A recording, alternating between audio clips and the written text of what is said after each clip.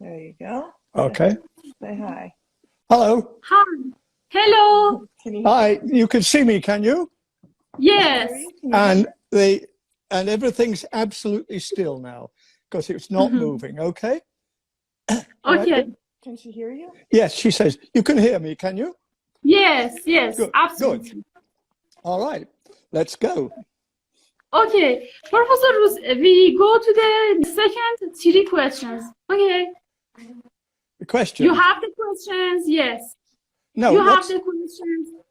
What's the But question? how can a Darwinian be a Christian? How can a Darwinian be a Christian? All Yes. right. Well, let's start, like all philosophers do, with some definitions. What is a Darwinian? A Darwinian is somebody who believes in the theory of evolution, who believes that you and I, our great-great-great-great-grandmothers and grandfathers were monkeys. It's not too hard to imagine that in my case. I find it very difficult in your case, but it's true. And if we go back before that, our great-great-great-great-great-grandfathers and grandmothers were fish. So that's the theory of evolution. Now, in 1859, the Englishman Charles Darwin wrote a book called On the Origin of Species. And what Darwin argued was not just for evolution, but for a cause or a mechanism. And this cause or mechanism Darwin called natural selection. What Darwin said is there's always a population explosion. More people are being born than can survive and reproduce. So there will be what the English clergyman Thomas Robert Malthus called a struggle for existence. And some will get through and some won't. And those that do get through are different from those that don't. And the reason why they get through, on average, is because they're better at doing it. So in other words, your great-great-great-great-grandmother was, I hate to say this, more sexually attractive than a lot of the people in her group. And that's why your great-great-great-grandmother had children, and maybe her best friend didn't have any children. And so in other words, it keeps going, and that leads to evolution, and that leads to us and to all other animals and plants. Now, that's what being a Darwinian is. Now, what does it mean to be a Christian? Well, obviously, it means believing in God. It believes in believing in the same God that you believe in, the God of the Jews, of the Christians, and the Muslims. This is a creator God, God who made it all, did it all himself, and a God who, I'm an Englishman, so I'm going to drink my tea as I do it.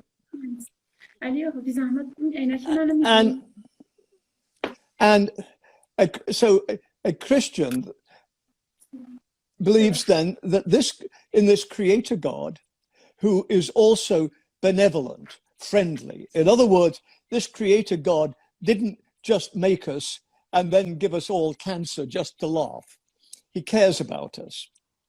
However, Christians differ from Jews and from Muslims in believing that God saw we were in trouble, so sent his son, which is part of himself in some way, down to earth, and he was crucified for our sake. So God intervened in the creation. So obviously this is different from the Jews and from the Muslims. So you believe that Jesus Christ was a great prophet, but he was only a prophet. He was not God.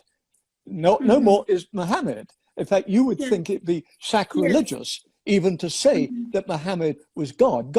Muhammad was not God. Muhammad was God's most important messenger, but it was not God. So this is then Christianity. Now, the question is, can a Christian also be a Darwinian? Well, what's the problem?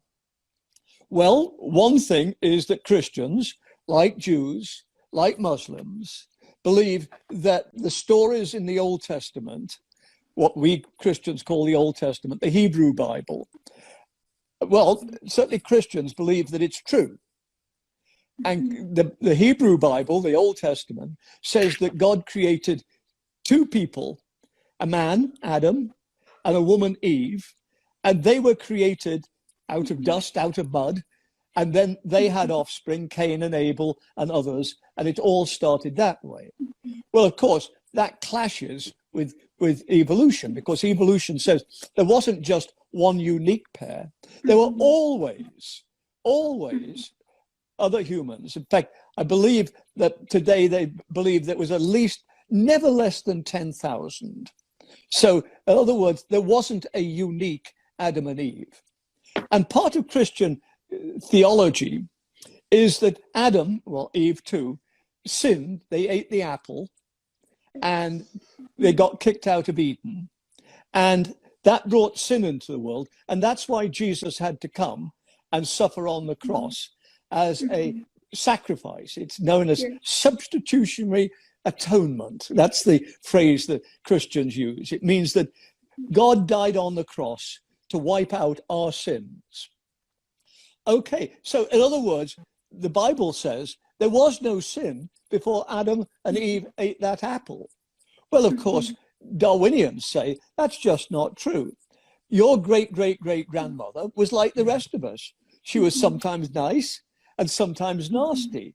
But more important, so were her mother and father. They weren't all bad, but they were also, jealous. They were covetous. They fought. All of these. In other words, they weren't perfect. Nobody's perfect. So you seem to have a clash here between Christianity and Darwinism. Well, how do you solve this? Well, there are ways to solve it. And you should understand that these are very traditional Christian ways. These are not ways that Darwinians have thought up. In America, particularly, you have the creationists, or what are known as the fundamentalists, or the biblical literalists, who believe that the Bible is true, every word, absolutely literally. Well, obviously, if you believe that, then you believe in an original Adam and sin, and no sin before them. And that, just a sec, let me just hold, no sin before them, and we brought it in. Whereas if you're an evolutionist, you don't think that's true. However, Christians, that's fundamentalism. That's American evangelical Protestantism of the 19th century. Because Christian tradition, going right back to at least the 4th century and St. Augustine, is quite clear that the Bible often is not literally true. It's true, but it's metaphorically or allegorically true. And Augustine, who was a 4th century Roman, and so for those days, a very sophisticated person, kind of person who would be a professor today, said, we should not expect the ancient Jews to be able to understand modern science. Moses, or going back to Abraham, probably couldn't read or write. Abraham would not have had any understanding of physics or chemistry or biology. Why should he?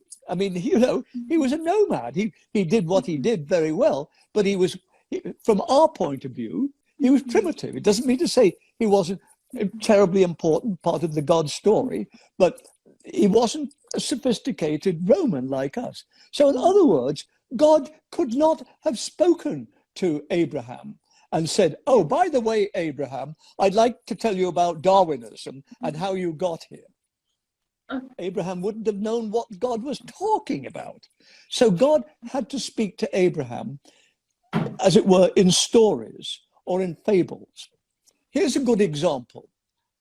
Noah's flood. Do you have Noah's flood in Islam?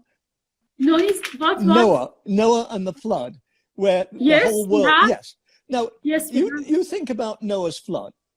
An American evangelical creationist says sometime in the past, the whole world was covered with water, and a particular man whose name was Noah built a ship, an ark, and then he got all these animals on it and everything like that. And so American fundamentalists think that this is literally true. But what about saying this? It's a story, it's true, but it's not to be understood literally. Think about it. The whole world was corrupt, sinful, and God said, oh, it's so sinful, I'm going to wipe everybody out. I'm just going to get rid of them all, except for Noah. And what happens at the end of the Noah story? There's that bit that you never tell to children. After they get back, Noah goes into his tent and starts drinking and gets absolutely sozzled, stark naked, and his son comes in and laughs at him. In other words, sin. So in other words, what the story of Noah tells you is simplistic solutions to difficult problems just don't work. And as I like to say, if only George Bush and Tony Blair had understood that when they marched into Iraq in 2003. Oh, let's just wipe out Saddam Hussein and do it all, you know, wipe it all out and start again. It didn't work that way. Just didn't. I mean, we've got more trouble in Iraq now than we ever had.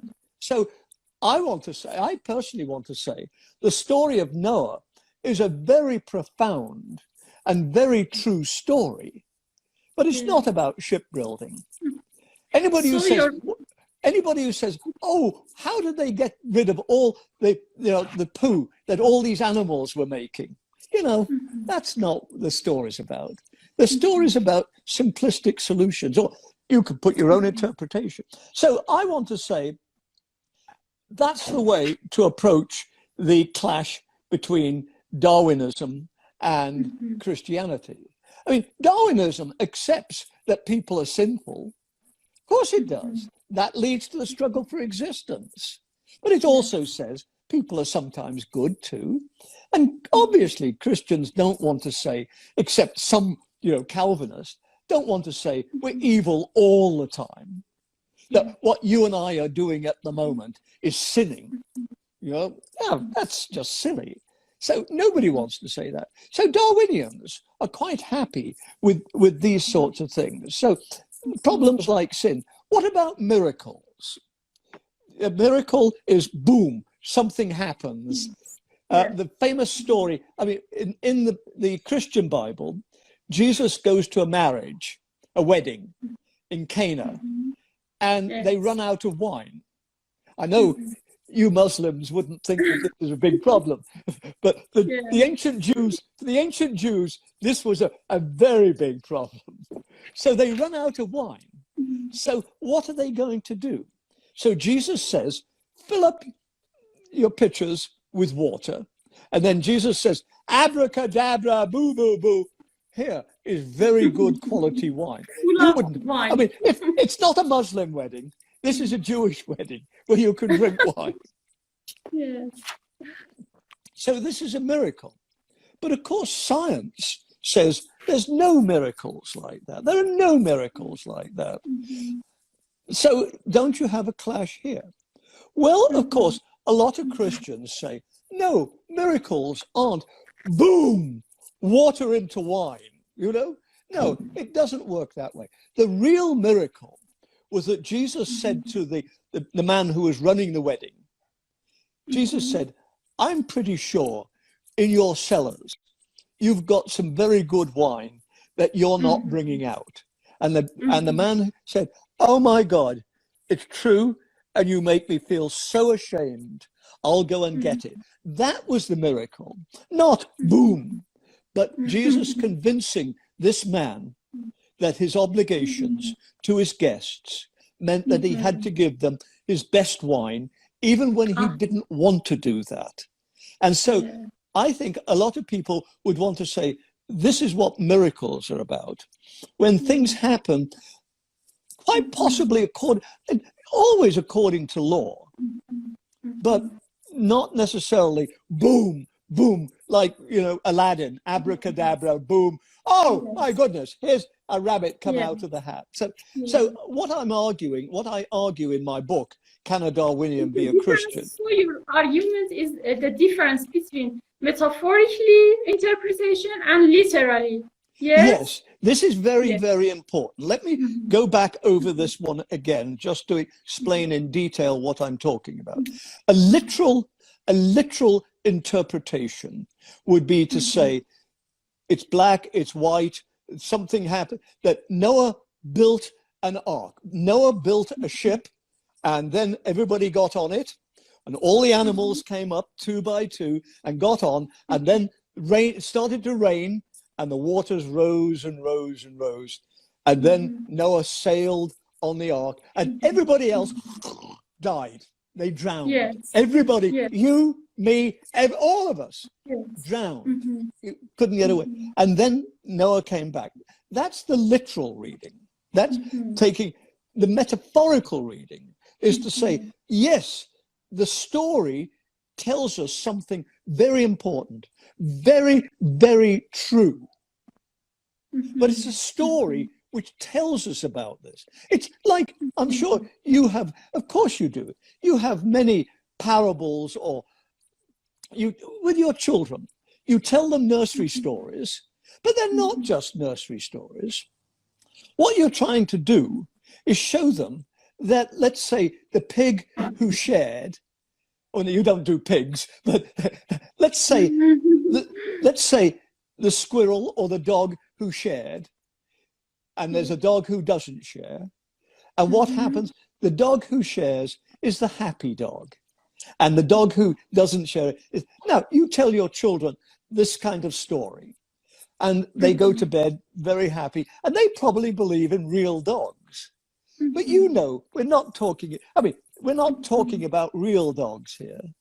We're talking metaphorically. And what you're trying to tell your children is that somebody who gives is going to be a happier person than somebody who says, it's all mine, I want it all for myself. What you're saying, it seems strange, but the person who says, take it, I want to give it to you, is going to be in themselves a happier human being than the person who says, I want it all for myself, I want it all. And now you're telling your children these stories about animals who do this, dogs or...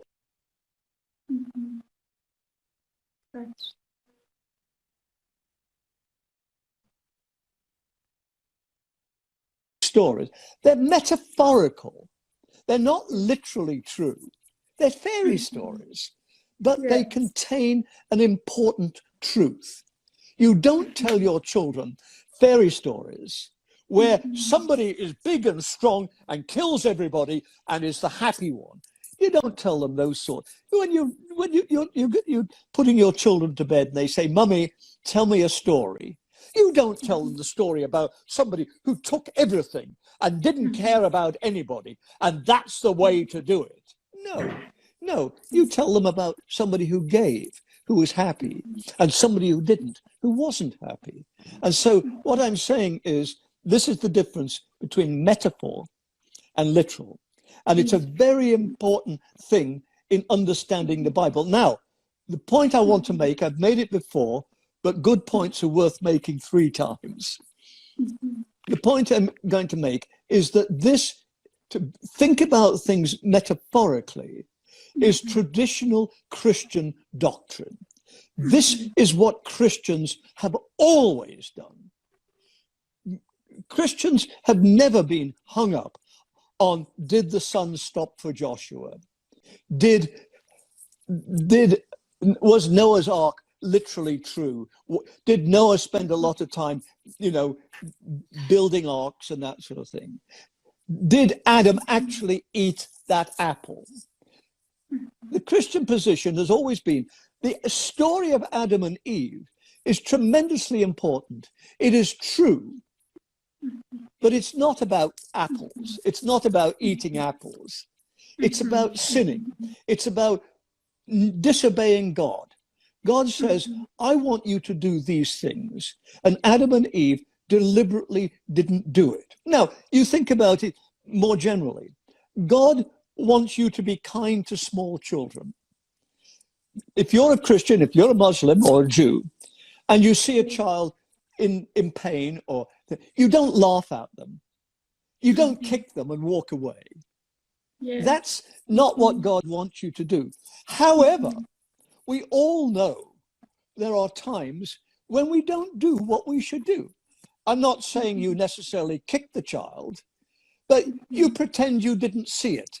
You're in the park, a child is crying, you're busy, you're doing something else. And so you think, oh, well, somebody else will see the child.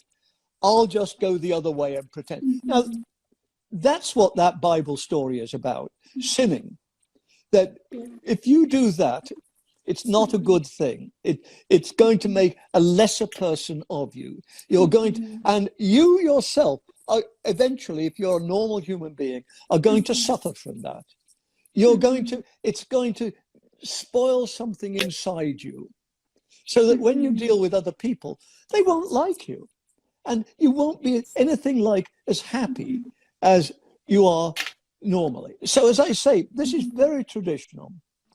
So what I wanted to say was Darwinism is a theory about how we got here. Excuse me, Professor, excuse me. Many people ask me and you on the live programs that the God is created by human brains. God? Yes. Well, yes. Well, of course. Put it this way. If you're a Christian... یه لحظه. این نور خیلی زیاده. ببخشید. چشم عریضه میکنم. Okay, go on. Excuse me. I apologize. Okay, well, obviously, if you're a Christian or a Muslim or a Jew, you believe that God exists. And you don't think that God is just a creation of the human brain. You think that, I don't think you are a creation of my brain. I use my brain to see you, to understand you, to talk to you. But you are a human being who exists in your own right. I didn't make you up. You are a real entity. And if you're a Christian, then obviously you believe that God is real, just as real as you are, perhaps even more real. Yeah. Now, what okay. You go. You say. Okay, so what if you're like me? It's not that I think God doesn't exist. It's just that I don't know if God exists. I don't have that inner feeling. Faith. I just don't have that feeling. I live in a world which is a wonderful world. I mean, I'm 80, so my time is coming to an end. But it's been a wonderful world and a very interesting world and all of these things. But is there some meaning to it? Is there a God who created it? I don't know. So now I say to myself, what about you who believes there is a God? And I say, perhaps there isn't. So why do you believe in a God and I don't? Obviously, if I don't believe in God, I think that what you think you're believing in doesn't exist.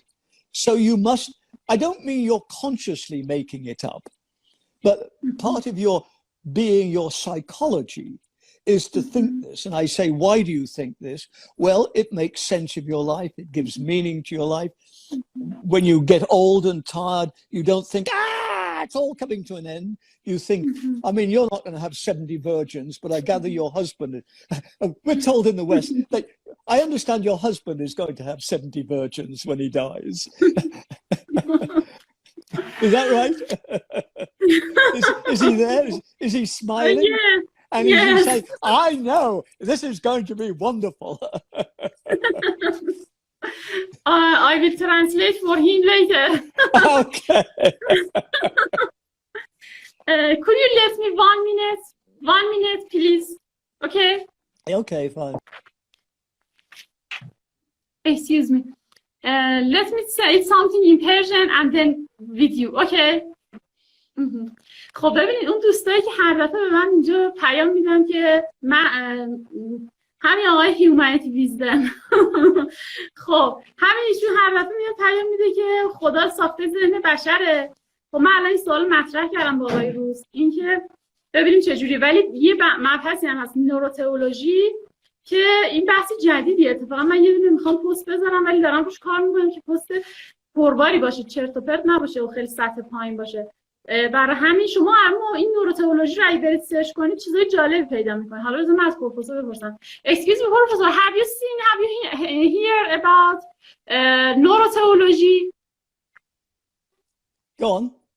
Are you About neurotheology. about Neurotheology. Neurotheology. what's that? No. Neuro. عصب شناسی. Oh. Neurotheology. Never heard Yes. that word in. No wonder I couldn't follow it. I don't know what that would be. I mean, is that humanity, wisdom, neurology? Are we? I'm not quite sure what we're talking about.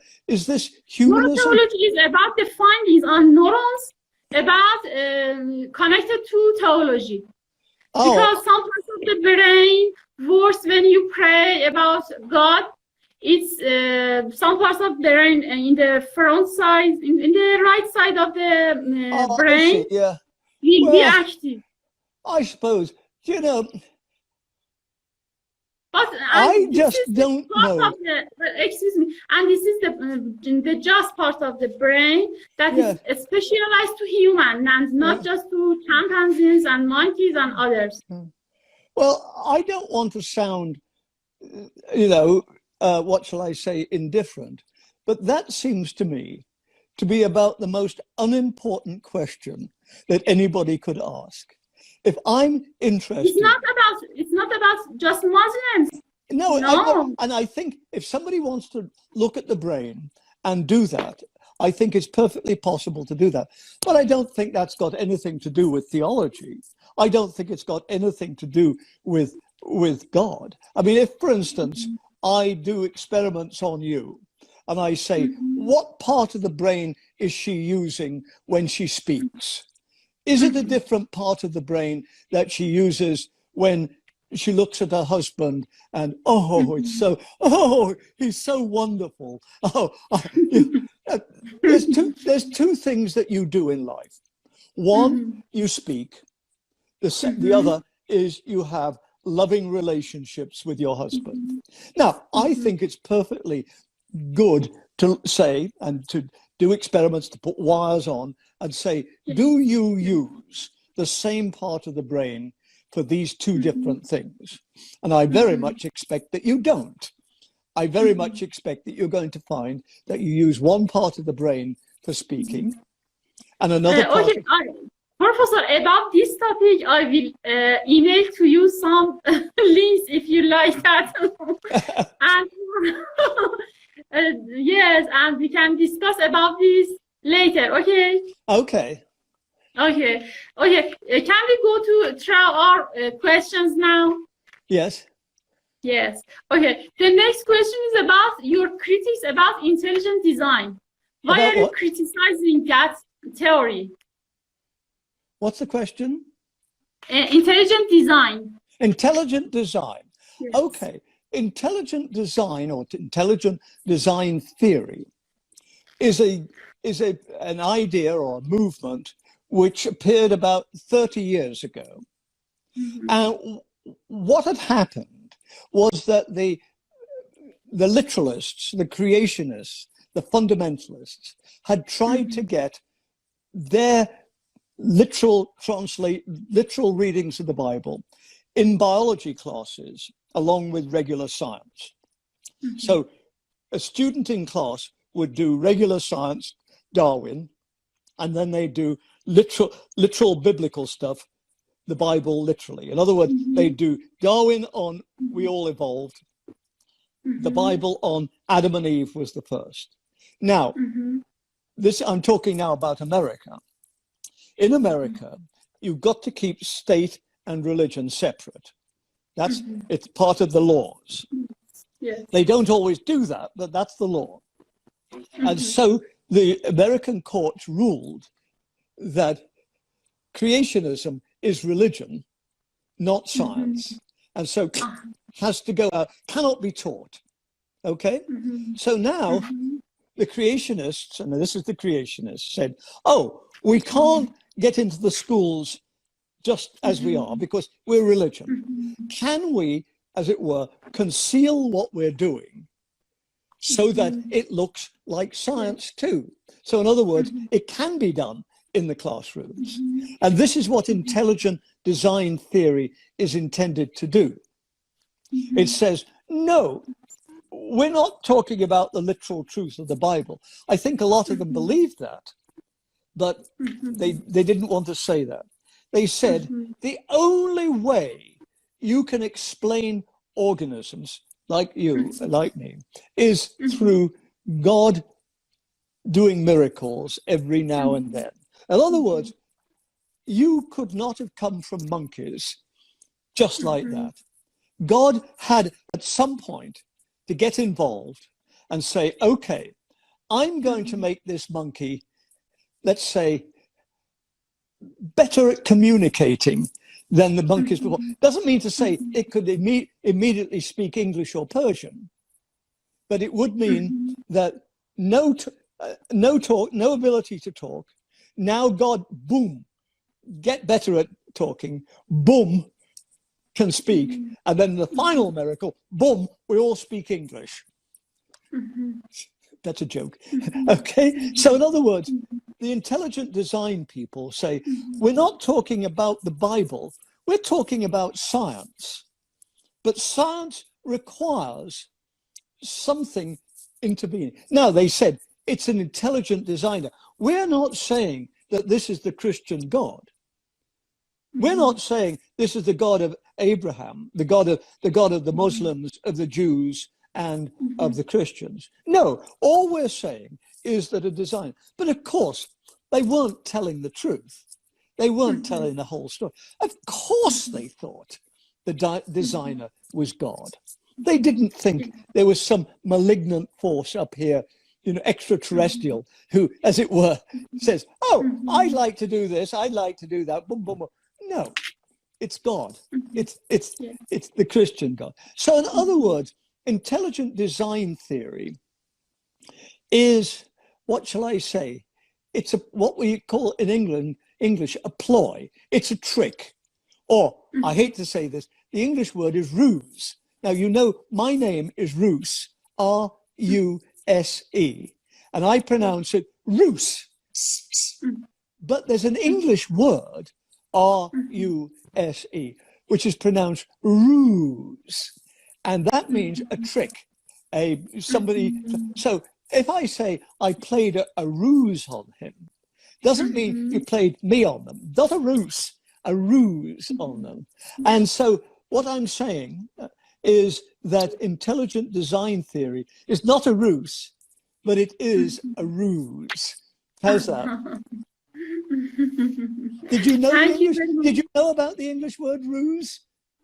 No, I never heard about that. When you get off, okay, while your husband's thinking about those virgins, you go to the dictionary and read all about ruse, okay?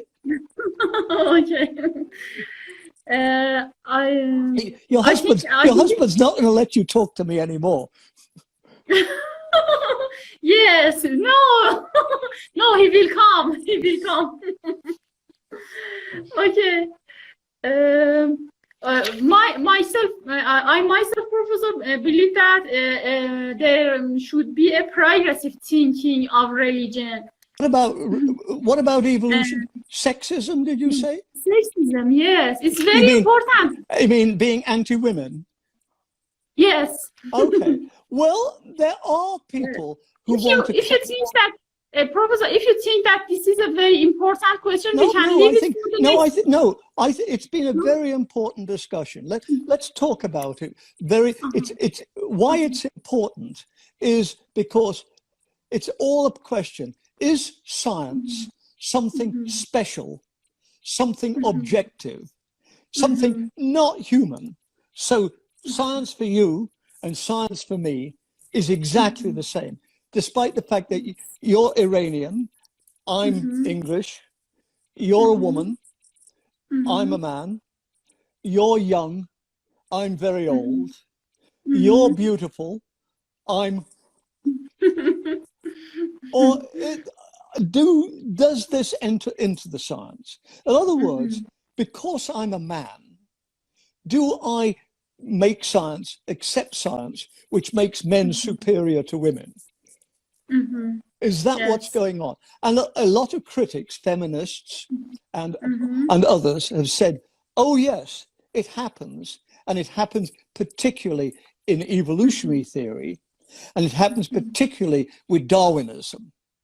Because Darwinism says men are big and strong and that. And women are pathetic little babies like this, you know. Men have big brains and women have tiny little brains.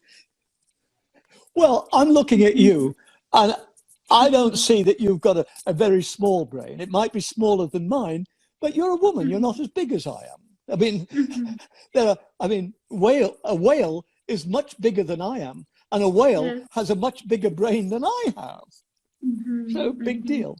So a lot of people have said, and the interesting thing is, Charles Darwin lived in the 19th century when, yes, in England, they were sexist. They did think men superior to women, or at least they thought men are the big cavemen like this, whereas women are pathetic little things.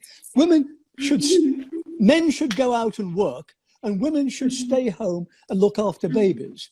Men should go to university, but women couldn't go to university. They learn to play the piano and to sing, and maybe they learn a foreign language, but they can't do mathematics or anything like that. So that was the 19th, and Charles Darwin clearly believed in this. But today, I think most of us, at least getting away from this, I have never, because you're a woman, it never crossed my mind that therefore you're going to be less intelligent than I am. It never crossed my mind that because I know more because I've been around longer than you, but it never crossed my mind that therefore makes me wiser in some deep sense. And I think Darwinians today would say, look, you know, of course men and women are going to be different. You have babies, I don't. And so, for instance, when the baby is born, you'd better have very strong emotions about wanting to keep the baby next to you and feed it and all of these things. Whereas men can love their babies, but, you know, we don't have to, men don't feed babies. So I think most Darwinians would say, well, I expect that that's going to be true, but it doesn't mean to say that men are superior to women. In a way, you might want to say, at this point, women are superior to men. There's nothing in evolutionary biology which says that men are going to be better at mathematics than women. Why would we be? I mean, put it this way. When we evolved, a lot of us were hunter-gatherers. In other words, there was hunting going on and there was gathering. Now, because we're different, it made more sense for men to go hunting because they are bigger and stronger, whereas women would tend to go and pick the berries and stay home with the babies and that sort of thing. But whoever said that going out and catching a giraffe requires more brain than staying home, gathering and looking after the children?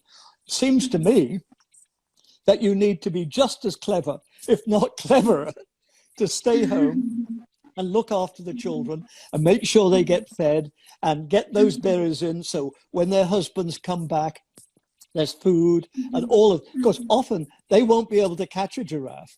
So it seems to me there's absolutely no reason for a Darwinian to say that men are superior to women. And of course, the other thing is, what about black and white? Well, so what about black and white? You see, in the 19th century, a lot of people said, oh, well, if you live in Africa, you don't have to do much work. You know, it's hot, it's warm, you could there's fruit on the trees. But if you live in, let's say in England or in Germany, it's cold and you've got to think about how you're going to live and make clothes and go out and find. So you need a bigger brain than somebody. Well, you know, that's just not true. Apart from anything else, 15,000 years ago, we were all the same color. Color of skin is very recent, much more recent. I mean, it's a very, very recent phenomenon. So the idea that this means something really significant and this really separates, no, of course, humans are different. And obviously, men and women are different. I mean, thank goodness men and women are different. Yes. But I mean, you know, that's another matter. That doesn't make them superior. Yes. I mean, Okay, thank I've you. been a professor. I've been a professor now for 50 years. And if you said to me, is your experience that your men students are cleverer than your women students?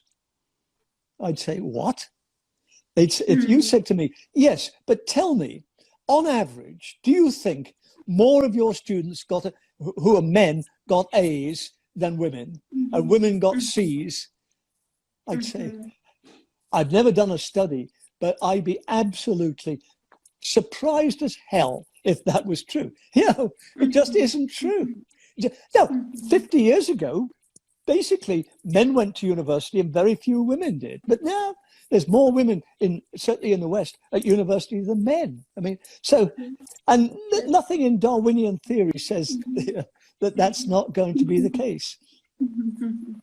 Thank you so much, Professor, for attending this session. Thank you very much for I think your it's been time. very, very useful. But as I say, next time, before we do this, the day before, send me 4 questions or 5 questions, Professor, no more. I have sent a question to your wife. Oh, I know you did it ages ago. She But was supposed to give it to you. I never look in my files. You have to send it to me on the spot. I'm a man. Okay. I'm a man. I'm not a careful, long-distance thinker. I'm more Because I'm like your for the husband. first thing I have sent to you, you hadn't looked at that. I know. I know. I had to send it to your wife. I spend all my time thinking about those virgins. Okay, thank you very much. Okay. Thank you very much. It So was very wonderful. now you say you've got holidays coming, and so we'll do this again in about 4 weeks. Is that the idea, or when? Can we choose this later? Yeah, speak to sure. each other? Okay. All right then. What is your opinion in this case? What is your opinion? I'm not going anywhere. Thank you very much. Okay then. Bye bye. Goodbye. Bye bye. There we go. Oh. And with